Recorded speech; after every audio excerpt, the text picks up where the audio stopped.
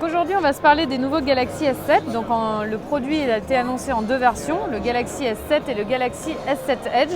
Donc un produit d'un côté qui fait 5,1 pouces et de l'autre un écran incurvé de 5,5 pouces. Donc je vais prendre le Galaxy S7 Edge pour vous parler un petit peu plus en profondeur du produit. Donc tout d'abord, vous pouvez apprécier le design qui reprend vraiment la signature design de Samsung qu'on a surtout mis en avant depuis le Galaxy S6, donc S6, S6 Edge, S6 Edge Plus et maintenant le Galaxy S7 Edge qui reprend ses matériaux nobles avec donc du verre au dos du mobile, un sertissage métal et un bel écran incurvé en Super AMOLED Quad HD. Quelques nouveautés sur le design, parlons-en un petit peu. Tout d'abord, et je sais que vous l'attendiez tous, le retour du slot micro SD, donc qui va permettre en fait à l'utilisateur d'augmenter sa capacité de stockage jusqu'à 200 Go de mémoire, et également le retour de l'IP68, donc qui va vraiment permettre à l'utilisateur d'avoir un design sans contrainte puisqu'il va pouvoir immerger son téléphone pendant 30 minutes jusqu'à 1,50 m. Donc, et tout ça bien sûr sans aucun compromis sur l'aspect design puisque vous pouvez voir que les finitions sont vraiment parfaites, pas de cache au niveau des connectiques, tout est intégré en fait à l'intérieur du produit pour vraiment donner à l'utilisateur la possibilité de profiter pleinement de son mobile sans aucune contrainte. Autre point assez positif que je vais assimiler en fait au design, c'est tout simplement la batterie, puisque la batterie a été donc améliorée tant dans sa capacité, puisqu'en fait sur le Galaxy S7 on a une batterie de 3000 mAh et sur le S7 Edge on a une batterie de 3600 mAh qui va vraiment permettre à l'utilisateur de bénéficier d'une autonomie allongée et de plus s'inquiéter de savoir si il lui reste de la batterie ou non. On retrouve bien évidemment la charge à induction, la charge rapide et le mode ultra économie d'énergie que vous connaissez déjà et qui va venir renforcer l'aspect autonomie du produit. Passons désormais à l'appareil photo.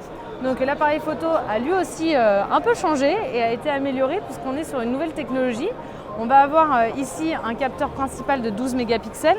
En frontal, un capteur de 5 mégapixels, une stabilisation optique bien évidemment, une ouverture à 1.7, ça aussi ça a été amélioré, qui va justement permettre à l'utilisateur de bénéficier de photos très claires et très lumineuses.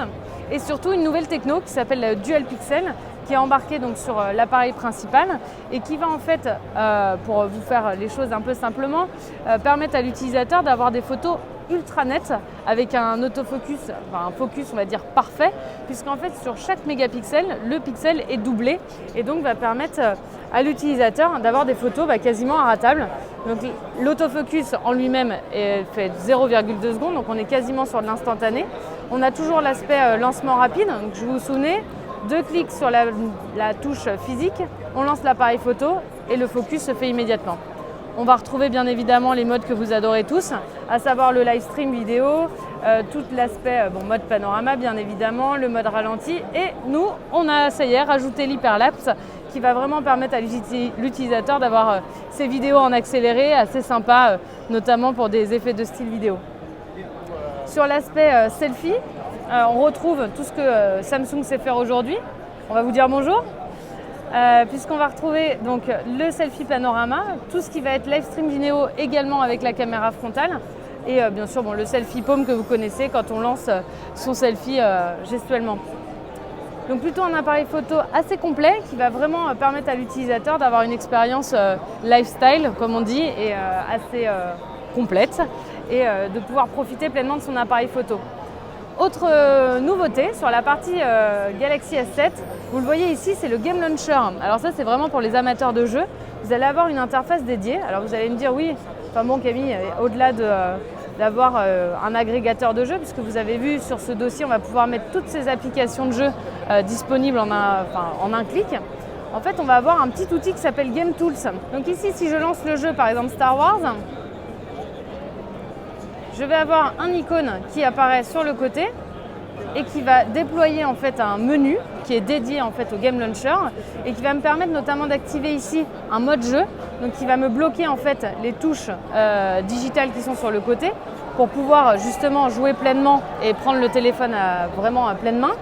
Mais également, si on reprend, on va pouvoir réduire sa fenêtre de jeu en mode un petit peu pause sous format pop-up, mais surtout faire des captures d'écran et de l'enregistrement vidéo de la partie qu'on est en train de faire pour pouvoir la partager à ses amis.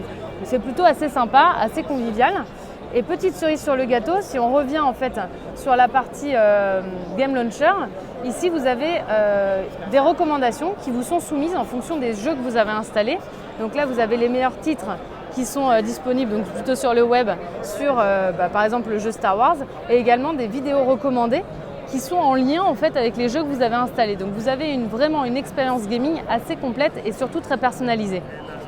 Donc avec le Galaxy S7 et S7 Edge, il y a une petite amélioration, je dirais en tout cas un petit plus dans la boîte qui est fourni avec le produit. C'est ce petit connecteur en fait, qui va permettre à l'utilisateur de plugger directement en fait, ce connecteur sur son ancien smartphone pour pouvoir récupérer l'ensemble de ses données. Tout est facile puisque tout va se faire par câble et de manière instantanée et ça c'est fourni dans la boîte.